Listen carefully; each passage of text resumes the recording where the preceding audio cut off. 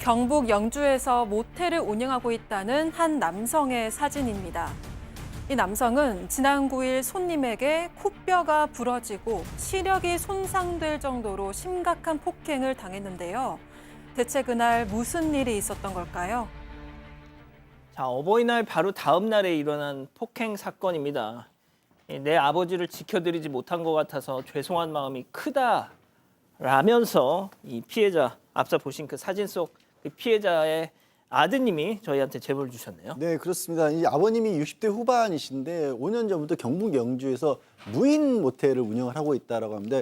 그런데 지난 9일에 오후 한 3시 반 정도 가량에 20대 남성 둘이 들어서 이렇게 결제를 하고 객실로 들어갔던 겁니다.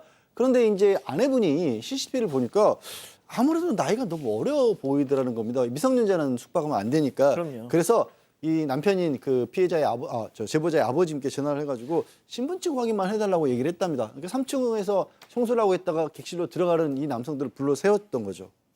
자, 그러니까 저 남성들에게 신분증을 확인하러 갔다가 예상치 못한 폭행을 당하게 됐다는 건데요. 자, 제보자 얘기 직접 들어보시죠. 목을 붙잡기 시작하더니 그대로 아버지를 넘어뜨리고 그리고 안면부를 강타시켜서 아버지가 순간 경련이 일어나셨어요. 그 상태에서 못 움직이게 또 포박돼 있는 상태로 만들다가 이제 나중에 경찰분이 이제 신고를 받고 오셨다고 하시더라고요. 어머니가 좀 급하게 좀 경찰서에 가서 얘기를 하셨다 하시더라고요. 현재 상태로 봤을 때 코뼈가 골절되었고 눈 주변 뼈도 함께 골절이 되었다고 하세요. 시력적으로도 문제가 있으실 수도 있다고 추가 확인을 해봐야 될 것 같고 머리 뒤쪽에 통증이나 부종도 함께 지금 8주 정도의 진단을 받고 있는 상태입니다. 자, 이 제보자분의 아버님, 그러니까 피해자분은 지금 60대 후반이시고요. 폭행 가해자 2006년생, 이제 막 20살입니다. 따지고 보면 한 큰 손주뻘 되는 녀석한테 지금 네. 봉변을 당하신 거예요. 네, 맞습니다. 이 복도에 찍힌 CCTV 영상을 보면요. 이 세 사람이 대화를 나누고 있다가 잠시 후 갑자기 남성이 피해자를 벽으로 강하게 밀칩니다. 이 피해자는 좋게 대화로 끝내려고 가해자를 타일러 보지만 이미 잔뜩 흥분한 남성은 이 자리를 피하려는 피해자를 붙잡아서 세우고 못 가게 막습니다. 그러더니 갑자기 목을 끌어안고 바닥에 눕혀서 이렇게 주먹으로 때리기 시작을 하는데요.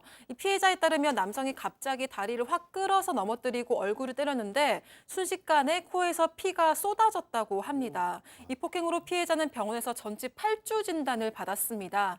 또 뇌진탕, 코뼈 골절, 왼쪽 눈에 안화 골절상을 입었고요. 지금 시력에도 문제가 있을 수 있다는 진단을 받은 상태라고 합니다. 추후 수술도 필요한 상황이고 현재 피해자는 폭행 트라우마로 당시의 상황이 정확하게 기억도 나지 않는다고 합니다. 자, 폭행 이유는 뭘까요? 체크포인트 짚어보죠. 자, 왜 시비 세요라고 뽑아봤는데요. 직접 한번 또 들어보시죠.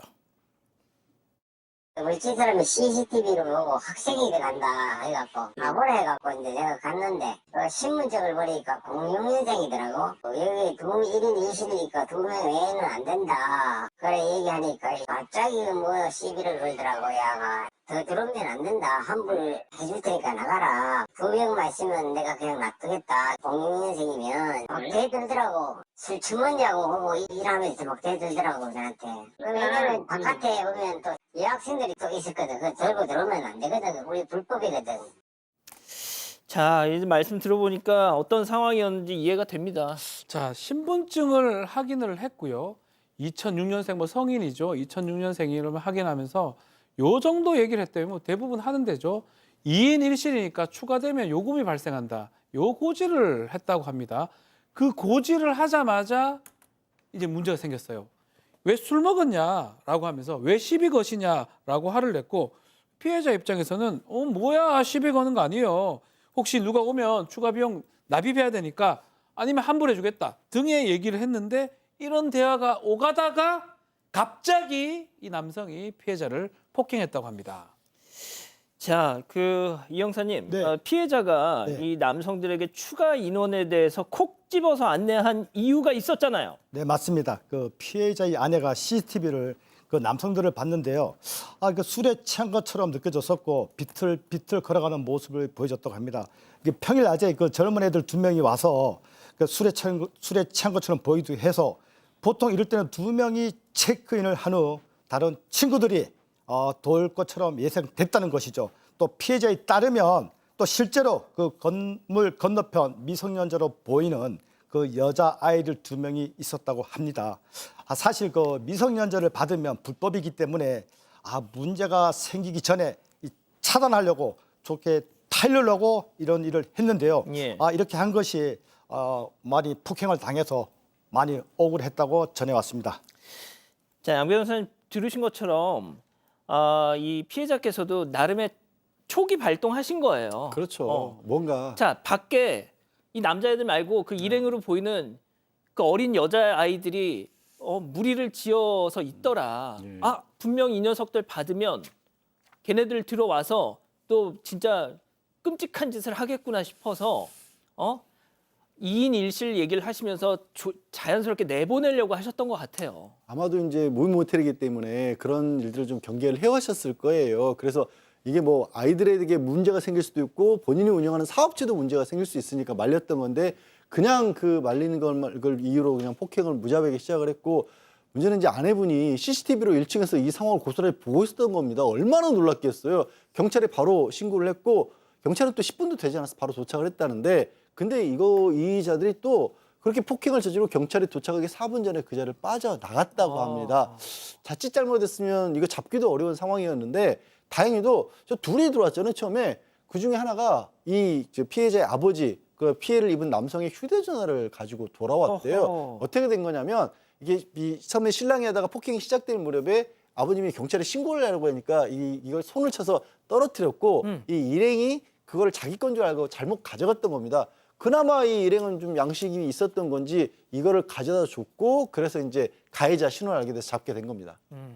자, 박 변호사님. 예. 저희가 이거를 며칠 전에 제보를 받고 저도 전화를 드려서 계속 설득을 드렸어요. 근데 계속 주저하시면서 마음을 정하지 못하셨던 이유가 이 녀석들이 또 언제 와서 보복을 할지 몰라서 너무 불안하다. 그렇죠. 막 트라우마에 빠질 수밖에 없는 그런 상황이죠. 납득할 수 없는 이유로 아주 강력한 폭행을 지금 당한 상황인데 일단은 피해자 조사는 마무리가 됐습니다. 가해자 조사 지금 아직 이루어지지 않고 있다고 얘기를 하고 있고요.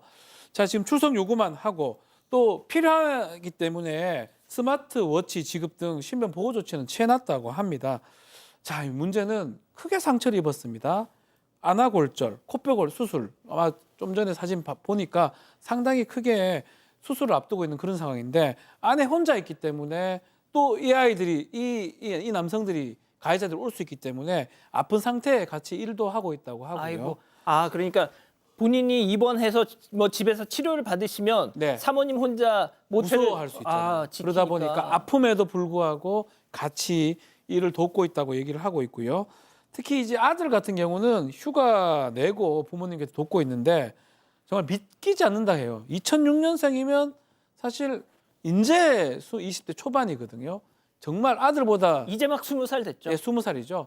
아들보다 더 어린 아이들한테 맞았다는 거에 대해서 너무나 무섭고 안 믿긴다고 합니다. 꼭 강력하게 처벌되기를 아마 전과 같은 게 있다 그러면 좀 더 강하게 처벌되지 않을까 그렇게 보입니다. 예. 얼마나 뭐 아픈 것도 아프신 거겠고 얼마나 수치스러우시겠어요.